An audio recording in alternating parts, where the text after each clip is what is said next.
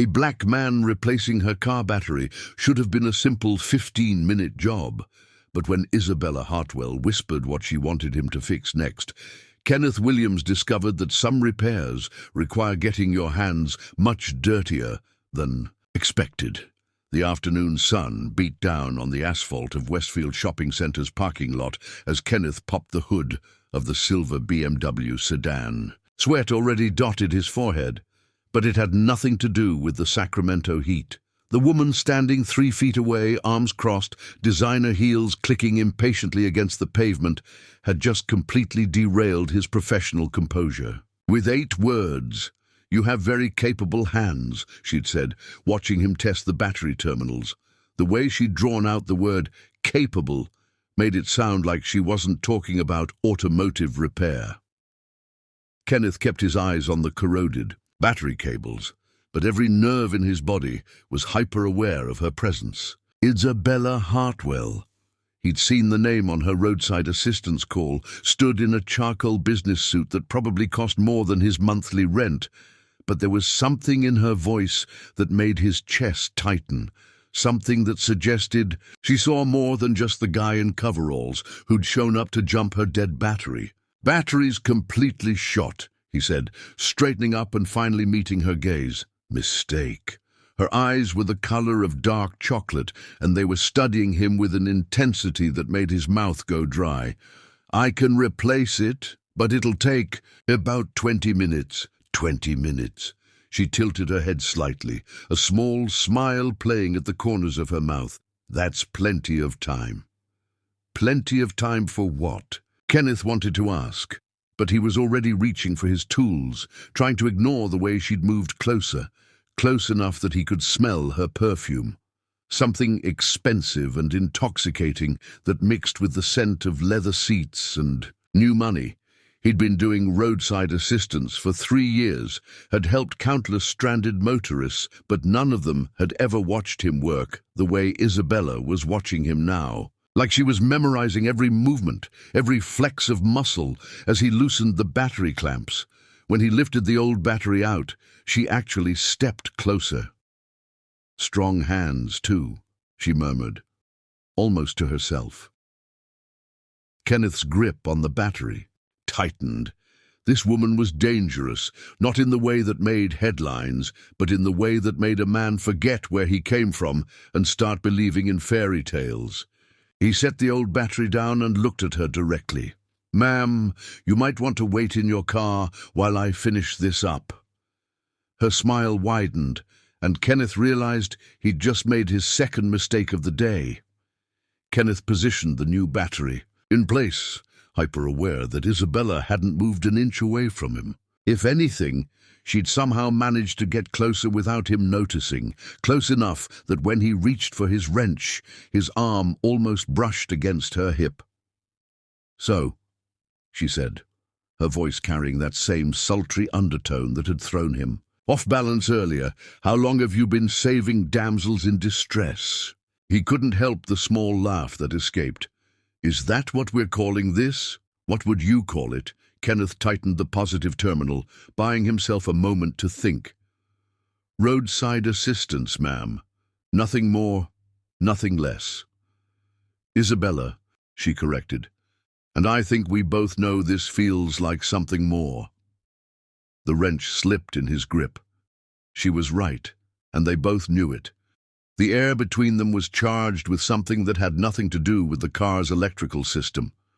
When he glanced up, Isabella was studying his face with the same intensity she'd been watching his hands. "Where did you learn to work on cars?" she asked, leaning against the BMW's fender. "My uncle's shop. Started when I was 14. Kenneth moved to the negative terminal, trying to keep his voice steady.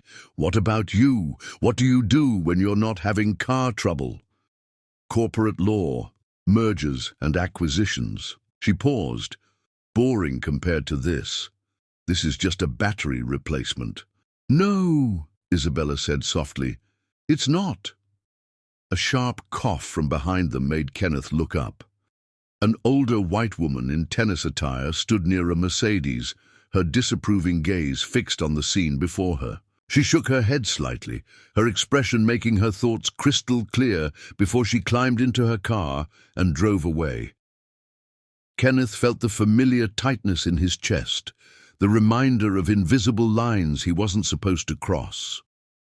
He'd grown up knowing the rules, understanding his place, but when he looked back at Isabella, something defiant flared in his gut. She was still watching him, and if she'd noticed the other woman's judgment, she didn't seem to care. "Does that bother you?" Isabella asked quietly. "Should it?" Kenneth shot back, surprised by his own boldness. She smiled, slow and appreciative. "Not even a little." Kenneth closed the hood with more force than necessary, his heart hammering against his ribs. 3 years of roadside calls, and he'd never once felt tempted to cross professional boundaries. But Isabella Hartwell wasn't just any customer, and this sure as hell wasn't just any job. "All set," he said, wiping his hands on a rag. "That'll be $85. Isabella pulled out her wallet, but her eyes never left his face. "What time do you get off work, Kenneth?" Kenneth stared at the work order in his hand, reading it for the 3rd time as the elevator climbed toward the 32nd floor of the Meridian Tower. "Electrical issue in executive office. Urgent repair. Needed." The address had seemed familiar when dispatch called, but he'd convinced himself it was just another downtown high-rise. He should have known better. The elevator doors opened to reveal a pristine reception area with floor-to-ceiling windows overlooking the Sacramento River. A young woman in a crisp blazer looked up from her desk, her smile polite but knowing. "You must be Kenneth from Quick Fix Electric," she said. "Ms. Hartwell is expecting you." Kenneth's pulse quickened. Of course she was. "Right this way," the assistant continued, leading him down a hallway lined with expensive art. She mentioned the outlet behind her desk has been sparking. Very dangerous. The assistant's tone suggested she knew exactly how thin this excuse was, but Kenneth followed anyway, his tool bag suddenly feeling heavier with each step. When they reached the corner office, the assistant knocked once before opening the door. "Your electrician is here, Ms. Hartwell." Isabella looked up from her desk, and Kenneth's breath caught. She wore a navy dress that hugged her curves, her hair pulled back in a way that emphasized the elegant line of her neck. When their eyes met, her professional mask slipped for just a moment, revealing something hungry underneath. "Thank you, Sarah. Hold my calls, please." The door clicked shut, leaving them alone. "Electrical problem?" Kenneth asked, setting his bag down with deliberate slowness. Isabella stood, smoothing her dress as she moved around the desk. "The outlet's been acting up all morning, very unpredictable." Kenneth walked to the area behind her desk, acutely aware that she was following close behind. He knelt to examine the outlet, which looked perfectly normal, then glanced up at her. "Seems fine. To me, maybe you should test it more thoroughly," Isabella suggested, her voice low. "Make sure it can handle the right kind of current." Kenneth rose slowly, turning to face her. They were standing close now, close enough that he could see the subtle rise and fall of her chest, smell that same intoxicating perfume from 3 days ago. "This is a dangerous game, Isabella." "I know." She stepped closer, close enough that her breath warmed his skin. "The question is whether you're brave enough to play it." Kenneth's hands clenched at his sides. Every rational thought told him to grab his tools and walk away. But rationality had abandoned him the moment she'd called his name. Kenneth slammed the wrench down harder than necessary, the metallic clang echoing through Big Mike's garage. 2 days had passed since Isabella's office, and he still couldn't get the image of her out of his head. The way she'd looked at him like he was something she wanted to devour. "You gonna tell me what's eating at you? Or you gonna keep taking it out on my tools?" Big Mike's gravelly voice cut through Kenneth's brooding. The older man emerged from under the hood of a '98 Camry, wiping his hands on a rag that had seen better decades. Kenneth straightened, realizing he'd been staring at the same bolt for the past 10 minutes, just thinking about a woman. It wasn't a question. Big Mike had been reading Kenneth like an open book since he'd started working here 5 years ago, fresh out of trade school and hungry to prove himself. "How'd you know? Boy, you've been walking around here like you got hit by lightning. Only one thing does that to a man." Big Mike leaned against the workbench, his weathered face creasing into a knowing smile. "She fine." Kenneth couldn't help the grin that tugged at his lips. "Finest woman I've ever seen. And she's way out of my league." Kenneth picked up the wrench again, needing something to do with his hands. "Corporate lawyer, lives in some penthouse downtown, drives a BMW that costs more than we make in 6 months." Big Mike's expression shifted, the smile fading. "Rich, white woman? Yeah." A long silence stretched between them, filled only by the distant hum of traffic on MLK Boulevard. Big Mike had seen this before. Hell, they all had. Rich women slumming it, looking for something exotic to spice up their privileged lives. "Let me tell you something, son," Big Mike said finally, his voice gentle but firm. "Women like that, they don't date men like us. They collect experiences. You're probably just her walk on the wild side before she goes back to marrying some lawyer or doctor her daddy approves of." The words hit Kenneth like a punch to the gut because they echoed every doubt he'd been trying to ignore. "You think I'm being stupid. I think you're a good man who deserves better than being somebody's temporary thrill." Big Mike's eyes softened. "But I also think you're gonna do what you're gonna do, regardless of what this old fool tells you." Kenneth stared at the concrete floor, scarred from decades of oil stains and dropped parts. Everything Big Mike said made sense. Isabella belonged to a world that would never accept him as anything more than help. So why couldn't he stop thinking about the way she'd whispered his name? Kenneth stood outside Vino Rosso, second-guessing everything about his appearance. The wine bar's warm glow spilled onto the sidewalk through floor-to-ceiling windows, revealing intimate tables occupied by couples who probably spent more on dinner than he made in a week. Isabella's text had been simple. "Meet me at 8. I want to see you outside of work settings." Now, dressed in his best khakis and a button-down shirt that felt too tight across his shoulders, Kenneth wondered if Big Mike had been right about everything. The hostess led him to a corner table where Isabella waited, and Kenneth's breath caught. She wore a black dress that seemed to absorb the candlelight, her hair falling in soft waves around her shoulders. When she looked up, her smile was radiant and nervous at the same time. "You came," she said, rising to greet him. "Did you think I wouldn't? I hoped you would." She gestured to the wine already on the table. "I ordered us a bottle. Hope you don't mind." Kenneth settled into his chair, hyper-aware of the other patrons' glances. "I'm more of a beer guy. Good thing I like corrupting people." Isabella's eyes sparkled with mischief as she poured him a glass. "Tell me something about yourself that I can't guess from watching you work." Kenneth took a sip of wine, surprised by how smooth it tasted. "I wanted to be an engineer when I was a kid, had this whole plan to design bridges. What happened? Life." Kenneth shrugged. "Couldn't afford college. Uncle Mike needed help at the shop after my dad left." He looked at her directly. "Your turn. What's a high-powered lawyer doing flirting with mechanics?" Isabella's fingers traced the rim of her wine glass. "Maybe I'm tired of predictable. Maybe I want something real for once." Her voice dropped to almost a whisper. "Maybe I saw something in your eyes that first day that made me forget how to breathe properly." The honesty in her words hit Kenneth harder than any physical touch could have. "Isabella, I know what people think," she continued. "Rich girl playing with the help. But that's not what this is, Kenneth. I've never felt anything like what I felt watching you work, the way you carried yourself despite that woman's judgment. In the parking lot." Kenneth reached across the table, covering her hand with his.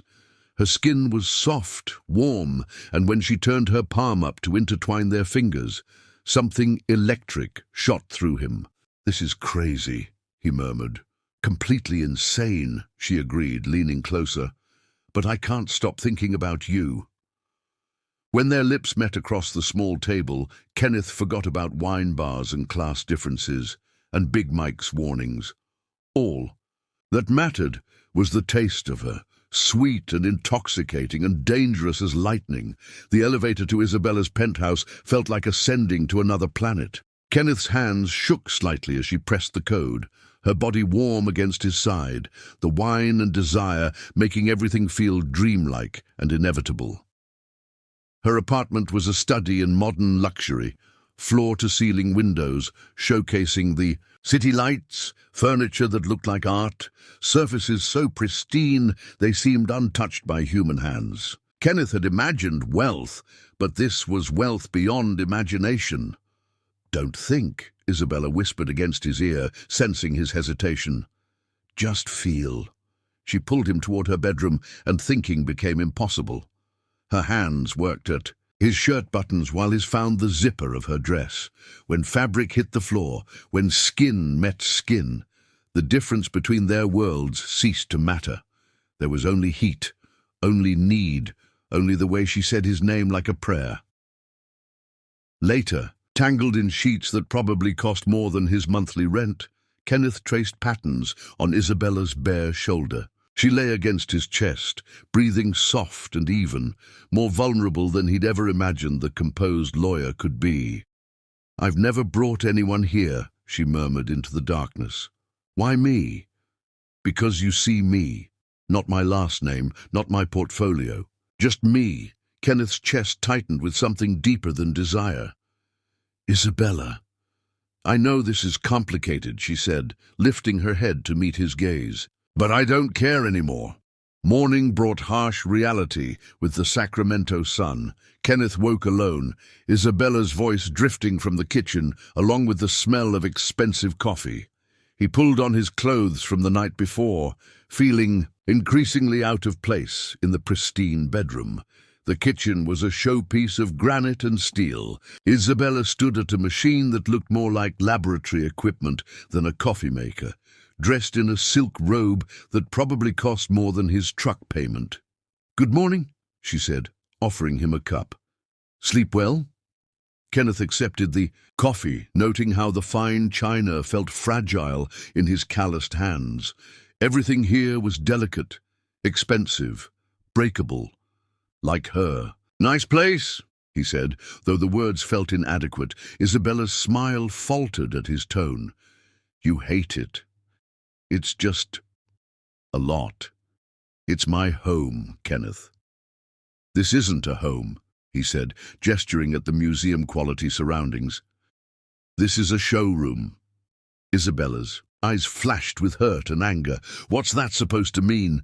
"Nothing lives here, Isabella. Everything's perfect, untouchable, like you're afraid to mess anything up."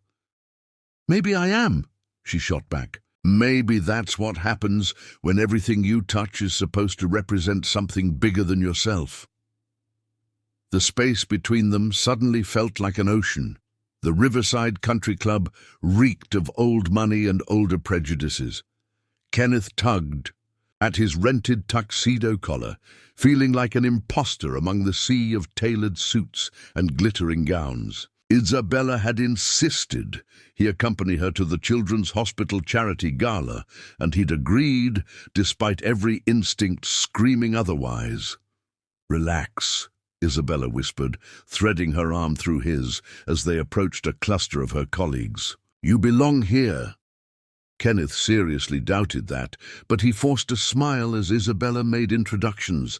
The first couple, David and Priscilla Montgomery, sized him up with thinly veiled curiosity. "Kenneth, how interesting," Priscilla said, her smile sharp as glass.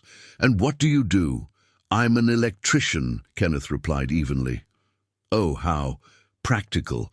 David's tone suggested he'd found something distasteful on his shoe.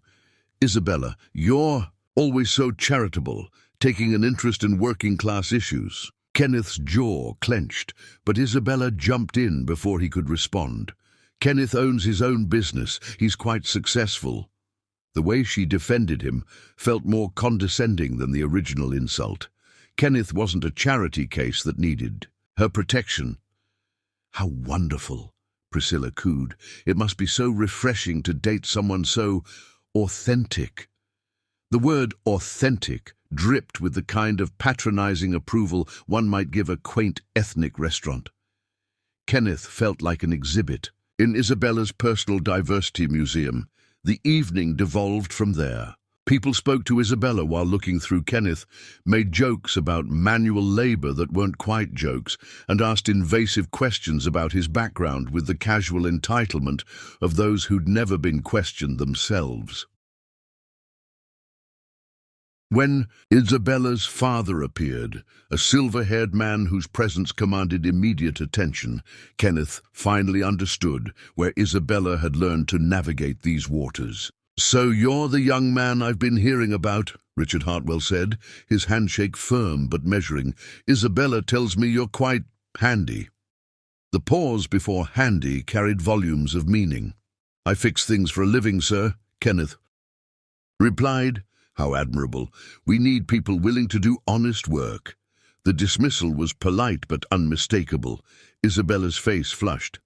"Dad, Kenneth is—" "I'm sure he's exactly what you need right now," her father interrupted smoothly before moving away. "What did he mean by that?" Kenneth asked quietly.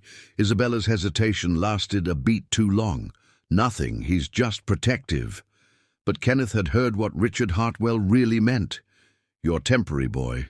A phase his daughter would outgrow, and—" From Isabella's inability to meet his eyes, Kenneth suspected she'd heard it too. Kenneth's phone had been buzzing for 3 days straight. Each time Isabella's name appeared on the screen, he let it ring, unable to face the conversation he knew they needed to have. His one-bedroom apartment felt like a bunker, the silence broken only by the distant hum of traffic and his neighbors' muffled television. Big Mike had been right. Kenneth was just Isabella's walk on the wild side, her temporary rebellion against a life mapped out by family expectations and social obligations. The gala had made that crystal clear. When the knocking started at his door, urgent and insistent, Kenneth knew who it was before he opened it. Isabella stood in the hallway, still dressed in her work clothes, but disheveled in a way he'd never seen. Her perfect composure had cracked, revealing something raw underneath. "You won't answer my calls," she said, pushing past him into the apartment. "Isabella, what are you doing here?" She turned to face him, eyes blazing. "Fighting for us. Something you apparently stopped doing the moment we left that ridiculous party." Kenneth closed the door, suddenly conscious of his cramped living space through her eyes. The second-hand furniture, the kitchen barely big enough for one person, the stack of automotive magazines on his coffee table. Everything that had felt like home now felt inadequate. "That wasn't a party, Isabella. That was a performance. And I was your prop." "That's not true, isn't it?" Kenneth's voice rose despite himself. "Your father looked at me like I was something you'd outgrow. Your friends talked to me like I was a fascinating zoo animal, and you let them." Isabella's face crumpled. "I was trying to protect you. From what? The truth? That we don't belong together? We do belong together," she said fiercely. "What we have is real, Kenneth. Don't let their ignorance poison what we've built." Kenneth sank onto his couch, suddenly exhausted. Maybe it's not their ignorance. Maybe it's reality. Your world and mine, they don't mix. Isabella knelt in front of him, taking his hands in hers. "Then we'll build our own world." The earnestness in her voice broke something in his chest. "It's not that simple." "Why not?" "Because I can't be your rebellion forever, Isabella. Eventually you'll have to choose them or me, and we both know which choice makes sense." Tears spilled down her cheeks. "You're giving up on us." "I'm being realistic." Kenneth gently extracted his hands from hers. "I need some time to think. We both do." Isabella stood slowly, composing herself with visible effort. At the door, she turned back. "I know what I want, Kenneth. The question is whether You're brave enough to want it too. Richard Hartwell's corner office occupied the top floor of Hartwell and Associates, its mahogany surfaces and leather-bound volumes designed to intimidate. Isabella had been summoned, there was no other word for it, and she knew exactly why. Her father sat behind his massive desk, reviewing documents with the same methodical precision he'd applied to every aspect of his life. When he finally looked up, his expression was unreadable. "Sit down, Isabella." She remained standing, arms crossed. "I know why I'm here." "Do you?" Richard set down his pen, studying her with the cold assessment that had made him one of Sacramento's most feared attorneys. "Because I'm beginning to wonder if you understand anything at all. If this is about Kenneth, this is about your future." His voice cut through her words like a blade. "A future you seem determined to sabotage for the sake of some misguided romantic fantasy." Isabella's jaw tightened. "Kenneth isn't a fantasy. He's a mechanic, Isabella. A temporary distraction that's lasted far too long." Richard stood, moving, to the window that overlooked the city. "I've been patient, hoping you'd come to your senses, but your little display at the charity gala has people talking." "Let them talk." Richard turned, his eyes flashing with rare anger. "You think this is a game? Your reputation affects this firm, this family. I won't allow you to destroy everything I've built for some working-class romance novel." "I love him." The words came out fiercer than Isabella had intended, but she didn't. "Take them back, love." Richard's laugh was bitter. "You love the idea of rebellion. You love feeling like you're breaking rules. But when the novelty wears off, what then? When you realize you have nothing in common except physical attraction." Isabella stepped forward, her voice steady despite the trembling in her hands. "You don't know anything about what Kenneth and I have." "I know enough." Richard returned to his desk, pulling out a folder. "I've had him investigated. No college education, no substantial assets, a business that barely keeps him afloat. Is that really the life you want?" "It's the man I want." "Then you're a fool." Richard's voice turned ice cold. "Here are your choices, Isabella. End this relationship immediately, or forfeit your position at this firm, your trust fund, and any claim to the Hartwell family legacy." The ultimatum hung in the air like a physical presence. Isabella looked around the office, at the awards, the photographs of her father with governors and senators, the symbols of everything she'd been raised to value. Then she thought of Kenneth's, Anne's, gentle but strong, and the way he looked at her like she was worth more than all of this combined. "I need time to think." "You have 24 hours. Kenneth barely glanced up when the community center's door opened. He was focused on showing 15-year-old Marcus how to properly strip wire, the kid's eager attention a welcome distraction from the mess his personal life had become. "See how you twist it?" Kenneth demonstrated, his hands steady despite the turmoil in his chest. "Clean connection every time."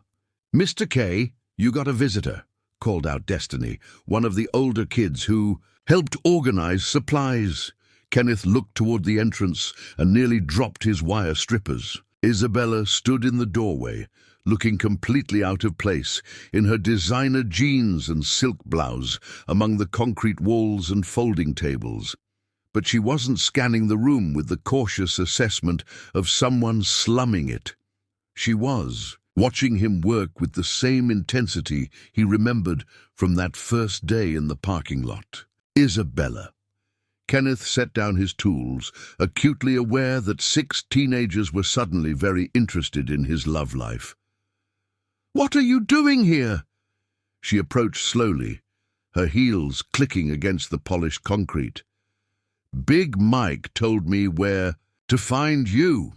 She glanced around the room, taking in the automotive equipment, the kids hunched over their projects, the motivational posters taped to cinder block walls. "This is incredible, Kenneth." "It's just a program," he said, but pride crept into his voice despite himself. "Teaches basic skills, keeps kids busy. It's more than that. Isabella knelt beside young Marcus, examining his work. That's a perfect connection. You're a natural. Marcus beamed under her attention, and Kenneth felt something shift in his chest.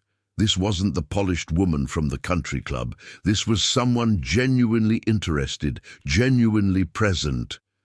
I came to ask if you need help, Isabella said, standing to face Kenneth. Not funding, not charity. I want to volunteer. Get my hands dirty. You don't know anything about electrical work. I can learn. Her voice carried a quiet determination that made Kenneth's pulse quicken. I'm tired of living in my father's shadow, Kenneth. I want to build something real, something that matters.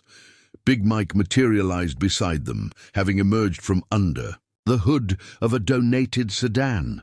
We could use another pair of hands, he said gruffly, long as she's willing to start at the bottom. Isabella met Kenneth's gaze directly. I've already hit bottom. The only direction left is up. One of the kids snickered. Yo, Mr. K, she's pretty and she wants to learn cars. You better marry this one. Kenneth felt heat rise in his cheeks as Isabella laughed. A real laugh, unguarded and joyful. Maybe, just maybe, they could build something together after all. 3 weeks at the community center had transformed Isabella in ways Kenneth hadn't expected. Grease under her manicured nails, hair pulled back in a practical ponytail, sleeves rolled up as she patiently explained circuit basics to a shy 12-year-old. She traded her designer wardrobe for jeans and work shirts and somehow looked more beautiful than ever. She's good with them, Big Mike observed, watching Isabella guide a teenager through wiring a simple switch. Got a natural way about her. Kenneth nodded, his chest tight with something he was afraid to name. She gave up everything for this, her job, her trust fund, her family. For this? Big Mike raised an eyebrow. Or for you? The question haunted Kenneth as he drove home that evening. Isabella had made her choice clear when she'd walked into her father's office and handed in her resignation. The story had made the business pages. Hartwell heiress abandons law career for community work. But Kenneth hadn't made his choice, yet hadn't allowed himself to believe this could actually work. He'd watched her these past weeks, looking for signs that she'd regret her decision, waiting for the moment when the novelty wore off and she realized what she'd sacrificed. But instead, he'd seen her bloom. The rigid perfectionism that had defined her corporate persona had melted away, replaced by genuine laughter when Marcus cracked jokes, patient encouragement when shy kids struggled with their projects, and fierce pride when they succeeded. That night, he sat in his apartment staring at an old lamp he'd pulled from his closet. The cord was frayed, a simple fix that would take 5 minutes, but it had given him an idea, a way to come full circle, to finally answer the question she'd asked that very first day. The next evening, Kenneth stood outside Isabella's apartment building, the broken lamp tucked under his arm. His heart hammered as he rode the elevator to her floor, each ding bringing him closer to the moment that would change everything. He'd been a coward long enough. Isabella answered the door in yoga pants and an oversized sweater, her face lighting up when she saw him. "Kenneth, what are you?" She stopped, noticing the lamp. A slow smile spread across her features. "Is that broken?" "Completely shot," Kenneth said, echoing her words from that first day. "Thought maybe you could fix it." Understanding dawned in her eyes, followed by a smile that could have powered the city. "I'm not very good with electrical work." "You could learn," Kenneth said, stepping closer. "I know a guy who's pretty good with his hands." Isabella laughed, the sound rich and warm. "Very capable hands, if I remember correctly." Isabella.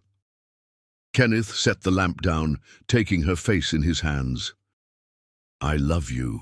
Not the woman in the designer dress, not the lawyer with the trust fund. You, The woman who spent an hour teaching Destiny how to change spark plugs. The woman who chose grease under her nails over diamonds on her wrists. Tears spilled down her cheeks. I love you too. I've loved you since the moment you looked at me, like I was worth seeing. When their lips met, Kenneth tasted hope and possibility and a future he'd never dared imagine. They pulled apart only when breathing became necessary.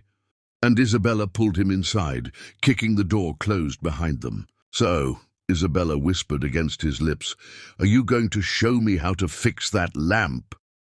Kenneth grinned, his hands already finding the hem of her sweater. "We've got all night." And for the first time since that day in the parking lot, Kenneth Williams believed in forever. 1 year later, Kenneth pulled into the same parking spot at Westfield Shopping Centre where it all began. The irony wasn't lost on him. Isabella had texted about car trouble again, but this time the smile in her message gave away the game. He found her leaning against her BMW, arms crossed in that familiar pose, but everything else had changed. Gone was the rigid business suit, replaced by jeans and a Power Up Youth t-shirt from the non-profit she'd founded. Her hair fell loose around her shoulders, and her smile was unguarded, radiant. "Car trouble again?" Kenneth asked, popping the hood with practiced ease. "Terrible trouble," Isabella replied, moving to stand close behind him. "I think it needs the touch of very capable hands." Kenneth's laugh rumbled in his chest. The engine looked perfect as he'd expected. "Seems fine to me. Maybe you should get a second opinion. I trust your expertise." Her fingers trailed along his arm as he pretended to check the battery connections. "After all, you fixed so much more than my car that day." Kenneth straightened, turning to face her. The late afternoon sun painted golden highlights in her hair, and he still felt that same electric current whenever she looked at him like that. Some things never changed. "Williams Auto and Electric is doing well," he said, referring to the expanded business that now employed 6 mechanics and had contracts with 3 community centers. "But I think I'm proudest of my side work, which is teaching beautiful non-profit directors how to change their own oil." Isabella moved closer, close enough that he could smell the familiar scent of her perfume mixed with motor oil and coffee. "I'm a very dedicated student, you are." Kenneth's voice dropped to the same husky tone that had started everything. "Though you still have a lot to learn." A car door slammed nearby, and Kenneth glanced over to see Marcus, the same kid Isabella had encouraged that first day at the community center, climbing out of a beat-up Honda with his girlfriend. The teenager spotted them and grinned. "Yo, Mr. K, Miss Isabella, y'all still playing mechanic in parking lots?" Isabella laughed, waving at the young man who'd become like family to them both. "Some games never get old, Marcus. Tell me about it," Marcus called back, wrapping his arm around his girlfriend. "See y'all Monday for the engine rebuild class." Kenneth watched the kid walk away, remembering the angry, directionless teenager he'd first met. Now Marcus was enrolled in community college, studying automotive technology, his future bright with possibility. "We did that," Isabella said softly, following his gaze. "All those kids we've helped, all the lives we've touched. We built something real, Kenneth." Kenneth turned back to her, his heart full. The community center program had expanded to serve over 100 kids. Isabella's non-profit provided funding and mentorship. They'd proven that 2 people from different worlds could not only survive together but thrive, creating something bigger than themselves. "Good thing I have an excellent teacher," Isabella continued, her hands finding his chest, fingers playing with the edges of his work shirt. "Someone who's very good with his hands." Kenneth pulled Isabella closer, remembering that first day when a disapproving stranger had tried to make him feel small. Now he felt like he could move mountains. The engagement ring in his pocket, chosen together, paid for with money they'd both earned, seemed to burn with anticipation. So, what really needs fixing today? Kenneth murmured against her ear. Isabella's laugh was pure joy. Nothing, everything's perfect. She pulled back to meet his gaze, her eyes sparkling with mischief and love. But maybe you could come home and help me with some regular maintenance. Kenneth closed the hood with a decisive snap, then surprised her by dropping to one knee right there in the parking lot where their story began. Some repairs, he'd learned, were worth a lifetime of careful attention.